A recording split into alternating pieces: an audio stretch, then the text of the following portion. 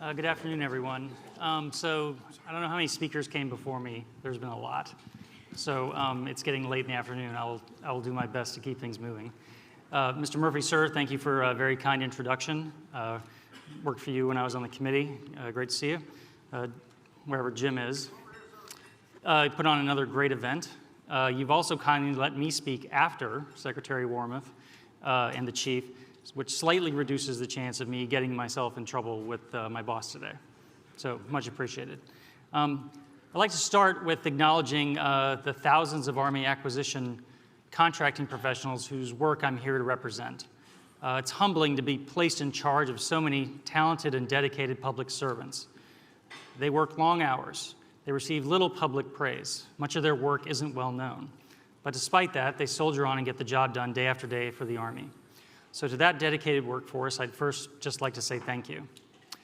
I'd also like to brag a bit about a few things they've done in recent years you may not know much about. On any given day, the Army has more than 500 acquisition programs. All of them require a tremendous amount of work to keep moving. Some of them you have heard of, like the now world-famous Javelin anti-tank missile, a quiet success story until Russia's invasion of Ukraine. I'm proud to see the Javelin and other systems developed by the Army helping Ukraine defend democracy and freedom.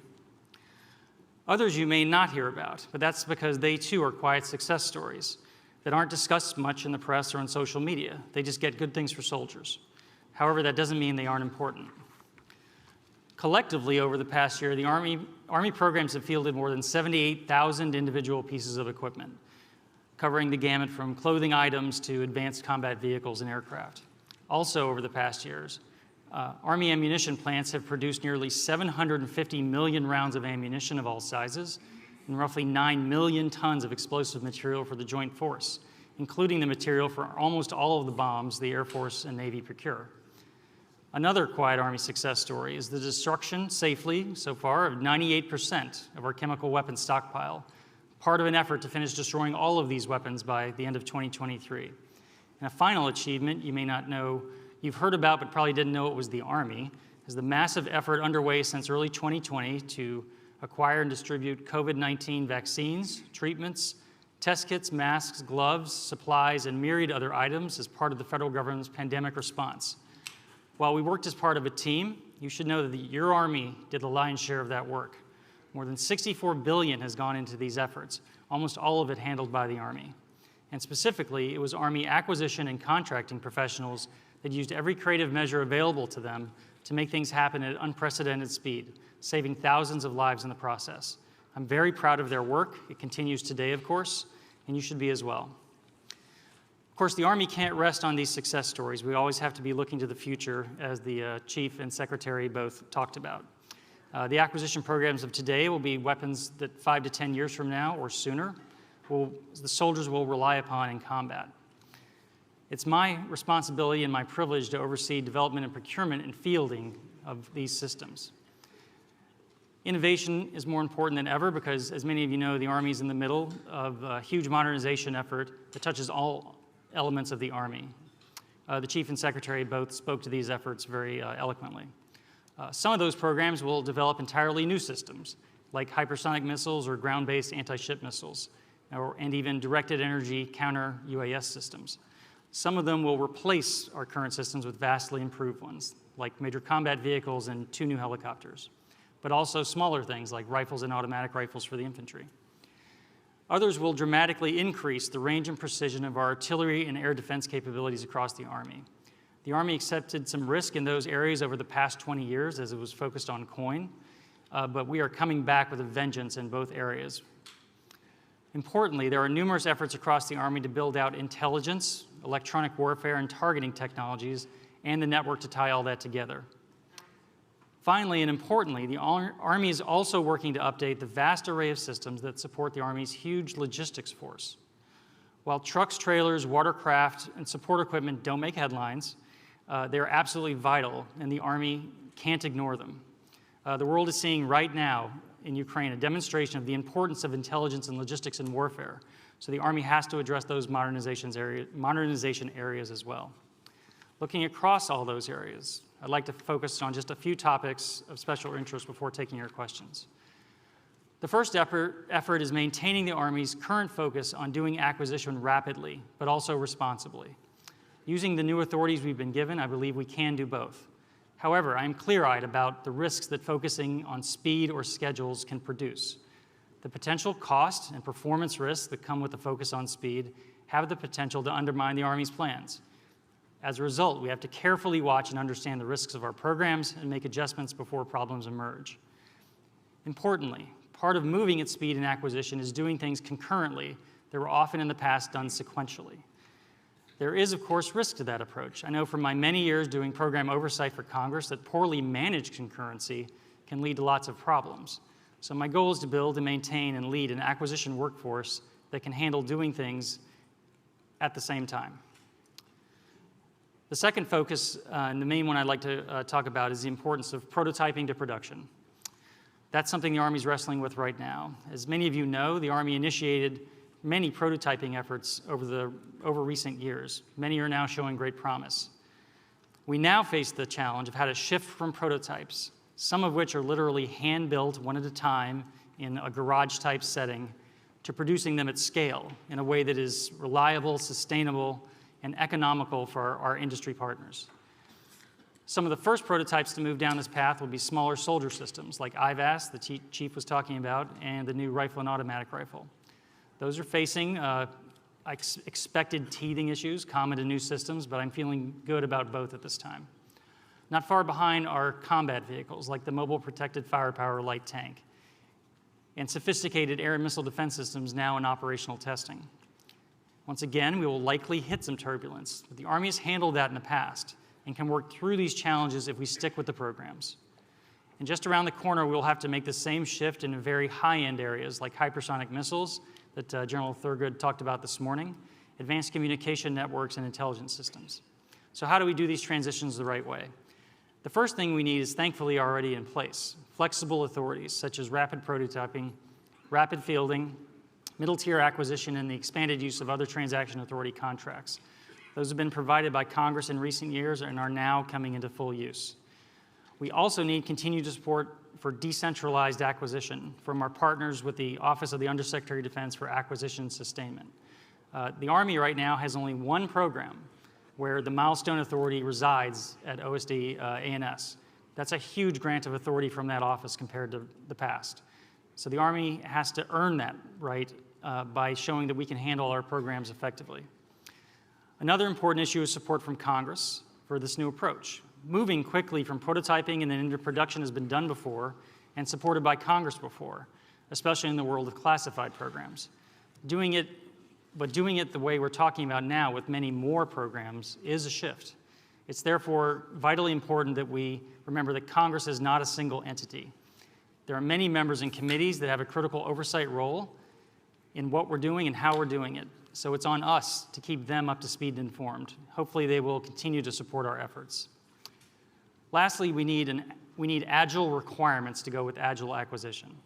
What I mean by that is a willingness for the requirement side of the Army, under the direction of the Chief and primarily led these days day-to-day by Army Futures Command and the Army G8, to at times be okay with an 80 or 90% solution to the initial requirement with a plan to get to the full capability. In the past, the Army has let programs fail, unfortunately, because they weren't a 100% solution. We have to avoid doing that in the future. The good news is that I've already seen in my brief time in office several instances where we avoided that exact pitfall, so I'm optimistic. Third and final area of emphasis I'd like to briefly mention is software, data, and AI development. Software is now central to almost every major program we have. It's often the most important element of our many programs. Even on large-scale programs like helicopters and tanks, the software is just as important as the physical characteristics. This is, of course, where there's great innovation in the private sector that we can take advantage of, both in terms of how we develop software and how we keep it updated. We also have an opening from Congress in terms of how we adjust our approach to budgeting for software. This is an area where we are arguably far out of date because we sit there in these rooms in the Pentagon and distinctly separate R&D, procurement, and sustainment funding for software, where in the private sector, these things are often all happening at the same time. This will be work over several years. I'm starting with bringing in more talent on software to Army acquisition right at the top. My new principal deputy, who just started yesterday, Mr. Young Bang, comes to the Army with extensive private sector software experience and will be my partner in these efforts. I have additional software talent coming soon. Improving how the Army does software is, as the Secretary said, a team effort. So I will also work closely with other elements of the Army, in particular the Army CIO, Dr. Raj Iyer, and Army Futures Command on this important work. I look forward to the challenge. To sum up, I'm excited to have this opportunity to help lead the Army's modernization efforts in coming years. In the end, what matters is getting equipment in the hand of our soldiers. The bureaucratic fighting that might happen before that is all interesting to people in the Pentagon, but doesn't matter to the troops. That's where the focus has to be. It's easy to lose sight of that, but you have to keep it in mind. Getting them what they need is my number one priority, and the Army can't do it alone. We need the creativity, innovation, and input from industry and entrepreneurs working with the Army's research, development, and acquisition professionals. Together, we can ensure the Army and our soldiers are ready to defeat our adversaries and face any challenge on the battlefield, today and in the future. With that, I'll take your questions.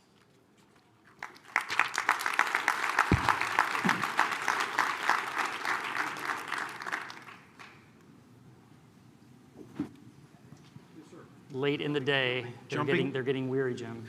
It's okay, sir. Jumping ahead of line. 9 o'clock tonight, it'll just be you and I sitting here anyway, sir. Everybody will have had dinner and gone home.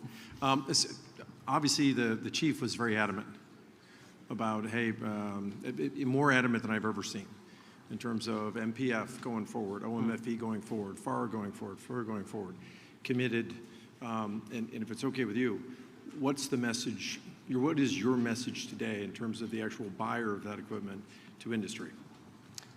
So I think the Secretary said this morning that 23 budget, you're likely to see a lot of continuity in those efforts. So that's what the Chief was referring to. So I think, as the Chief said and the Secretary referred to, those are still the Army's priorities and we're still moving out on them. So they're at different places in the acquisition process. You never want to declare victory until you have a real first unit equipped that can actually go to war with something. But some of them are going to happen in the next year or two, where we're going to have full units of things actually deployed with troops. So I think that was their message. I think the main point of it is I think they both realize we're going to hit some bumps with new systems, especially with completely new innovative technologies. But the two of them are committed to working through those things and sticking with them.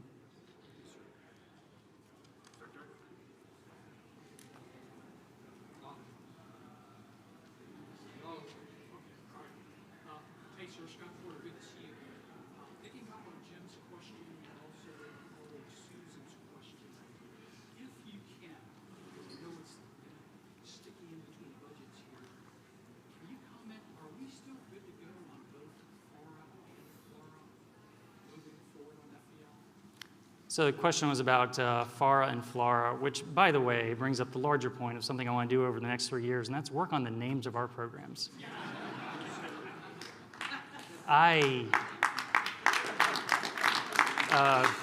Actually, Senator Cotton brought this up in the Secretary's confirmation hearing. Yeah, that's going to be a lot of work, but I'm going to do it. I think what the Chief was referring to is right now his expectations of those programs continue on track. So, as of today, we just got the FY22 omnibus was posted this morning on the Rules Committee website. I think funding for both looked fine. So, there's support from Congress for FY22 plans, and then when they see 23, they can weigh those plans. But as of now, I think the Chief was referring to just overall direction of travel on both is good.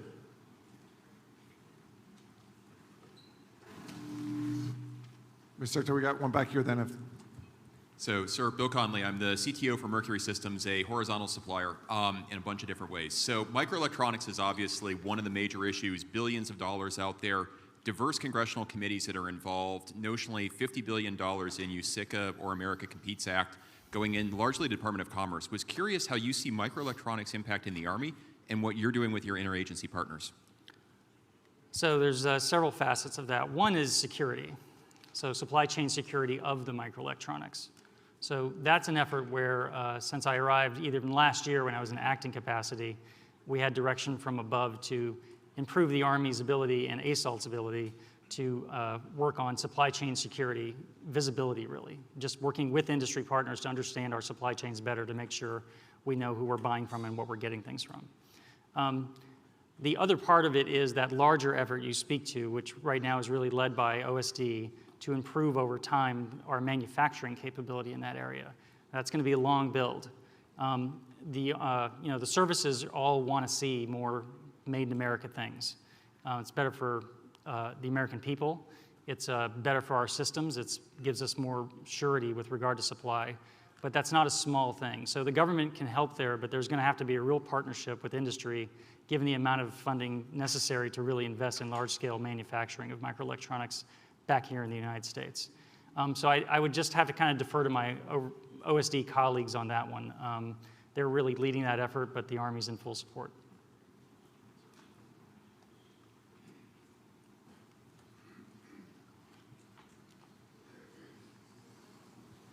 Mr. Bush?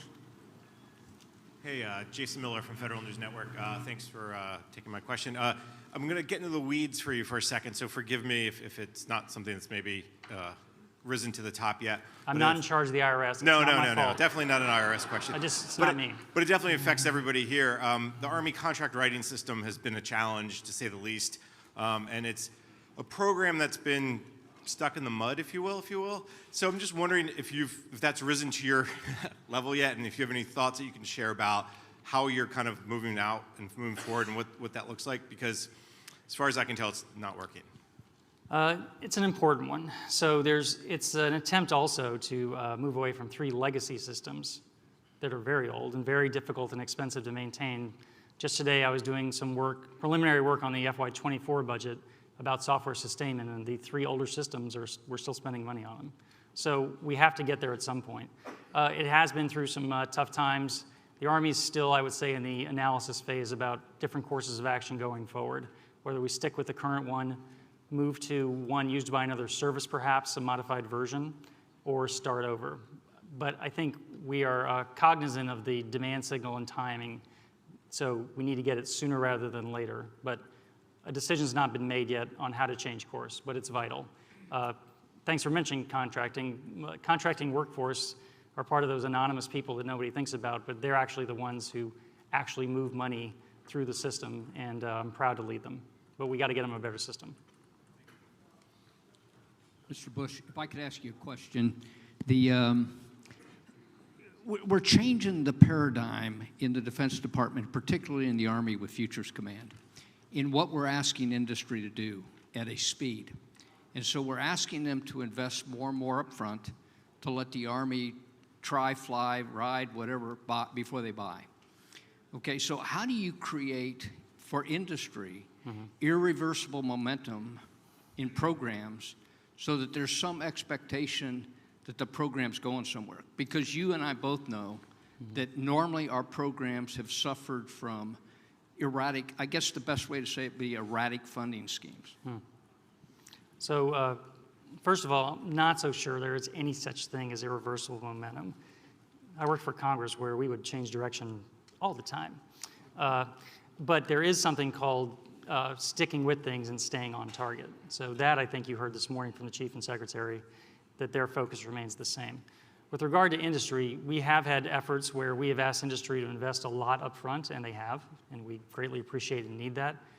That is part of our calculus when we think about these programs and possibly changing direction. There is, I call it acquisition credibility, that we've got to work to improve and maintain so that we are a valuable partner for industry that they can count on to not rapidly change direction and just wake up one morning and decide we don't want something anymore. So I'm committed to keeping track of that. I would say, broadly speaking to industry, I am a fan of reasonable and appropriate profits. Those are a good thing. American capitalism and American innovation and free people and free enterprise are America's secret sauce. It's one of the ways we beat the Soviets. It's one of the ways we're going to beat these guys we're working against today. So we need private innovation and the private sector to be our full partner, not adversaries. So that's my goal. Mr. Secretary, Senator Mass here, right here, Senator Mass in the back. Hi, Mr. Bush. Ethan Sterenfeld from Inside Defense. My question's about the IRCA program. Recent documents have said that the planned buy could be about 5 battalion sets. After that is met, could we see a new howitzer requirement or a larger follow-on contract? So don't know what documents you're talking about, but I'll take your word for it. There will be multiple battalions of IRCA, the current version we're working on. And I would also refer you back to my comment about our program names. That's one we got to get. But it's actually a very well-performing program, and it's doing quite well. So I think the Army is still thinking through on the uniform side the future structure of the Army, and then how additional long-range artillery, general support artillery fits into that. It does fit into the overall thing we're doing, which is rebuilding our artillery and air defense capability back even more capable than it was before we drew it down. So I think that program's generally on good footing. There are various studies underway all the time about future howitzer programs. But at this point, IRCA is still on track, and we're looking at, yes, at least 4 battalions, possibly more, to be determined. We have to got to build the first one first. All right, going to stay over here, Mr. Bush. Sorry, I'm not trying to manipulate. Right, Senator Mass here. Hi, Matt Bainart, Defense Daily. So this is a two-parter. But this morning, Secretary Wormuth mentioned that, obviously kind of in the coming years, there's some big bills coming up with the major future maneuver platforms. And I was wondering, do you think that continued night courts with tougher choices will be able to kind of get you there in terms of paying those big bills? And then kind of within that, you've mentioned previously that showing early success delivering on modernization programs can help you secure that additional funding. So say doing something like getting 24 programs out there in 2023, do you have enough confidence that that will give you the boost in a kind of spending category there to get after the big ticket items? Thank you. So there's many parts of that. First of all, if you just look at procurement and R&D in the Army's budget, around $35 billion a year, it's only about 20% of the Army's budget. So this is a difficult choice for senior leaders to decide how much of the Army's overall budget to put into modernization. We will compete well if we do well. So we need to, in the acquisition world, be successful and get things to soldiers that are helping them. And I think that'll put us in a good position. The other part is Congress. Obviously, support of the Army is not enough. We have to have support from Congress for those efforts, especially as funding gets bigger and bigger and starts to potentially impinge other things in the portfolio that members support. So it'll be an ongoing conversation. But I think if we can keep programs roughly on cost and schedule, given long-term trends, I think current and future Army leaders will have lots of options to pursue. It's incumbent on us in the acquisition system to make sure we perform well so we don't foreclose those options for them by letting anything get out of control. Question here. Hi, Mr. Bush. Jen Judson with Defense News. Hey, Jen. I wanted to ask another question about IRCA. I know it's still sort of a question how you plan to manufacture the IRCA system beyond the prototyping phase. You're looking at a gun tube that's government-furnished equipment, and then you're also looking at using the PIM chassis. So how are you thinking about injecting competition into this process? Do you have any more fidelity on the acquisition plan for this? So the hand-built prototypes I was mentioning, great folks at Leonard County Arsenal and Picatinny are the ones hand-building the first 18 IRCAs, and they're doing a great job. But we have to have a producible system that industry can take into production once we get to Milestone C. Well, one way we're hoping to encourage competition is owning the technical data package so we can compete it and not locked into any one.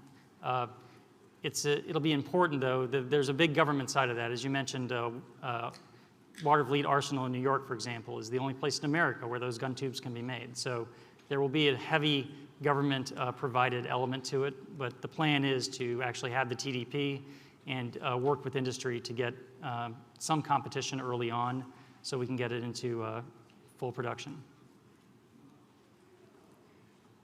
I'm not sure yet, but we have a plan. Secretary Bush, could you give any, I was going to say, Are you ready? Go ahead. I was going to say, I was going to throw out one last one, but you no, go. okay, no, please. No, no, 'cause you we're answer running out first. of time. We have the time. boss applesauce? No, no, no, sir. Okay, Age, all right. age before beauty. There you go. I'll take it. Mr. Bush, what to the defense industrial base? You know, we did ask that from the chief. You heard him, but what would you ask of them to make America safer and be partners in this public-private partnership moving forward? Well, a lot of it is what people are already doing. So one thing I should have mentioned earlier is actually kind of forgetting about it, but throughout COVID, our defense manufacturing facilities kept going. Folks all over the country working in those factories couldn't do that from home. So that by itself was a big deal. We had a few hiccups. We've had a couple programs on the edges be affected by COVID delays, but nothing like people were worried about at first. So that's please just continue to take care of your workforce and thank them for me. The other part is to continue to do IRAD and R&D and bring us innovations. Sometimes in the Pentagon, we talk to ourselves a lot and we don't talk to industry enough. Often I sit there in meetings listening to the Army, try to work through how we're planning to R&D ourselves into some solution when I'm pretty sure somebody's already got it, likely somebody in this room. So we need to continually look out rather than just look at ourselves. But we need industry to come to us with their ideas. And my door is open, and I want to talk to as many people as possible. Can I throw out the last one, sir? Sure show, Jim. I'm sorry, sir, you're shameless. How strong is the relationship with Army Futures Command? How is that working? Sure. Are there some portfolios that you think are really worth showcasing today? So overall, relationship's good. So last year when I was acting, I got to work with General Murray, a great American, distinguished Army career. I had worked with him, especially when he was G8. So constant dialogue where we ran into issues where we weren't exactly on the same page, and we were able to work through them in basically every case. Now working with Lieutenant General Richardson as the acting, also been fine. Been seeing a lot of them this week on secure video conferences, talking about 24 budget issues as part of the team. One thing that I have focused on is the law is crystal clear about where acquisition authority lies in the Army. It's with my office. So it's not ambiguous. It's not fuzzy. It's very clear. That said, I don't do everything. So the Army is a team, as the Secretary said. So while I am the Army's senior R&D official, I don't control all of the R&D money every day. That's a team effort. Futures Command, for example, does great work with the Army Labs and DevCom to develop technologies in the S&T work that transitions to us. That's a partnership. They do great work with experimentation and developing new concepts that they're doing now. That is critical to working with us. So while we have civilian control of acquisition, it's not civilians doing it by themselves. It's a team effort, like the Secretary said. So I think everybody has a job to do, and as long as everybody's doing their jobs, the Army can succeed. So I'm not too concerned about it. Spoken. Please thank Mr. Bush.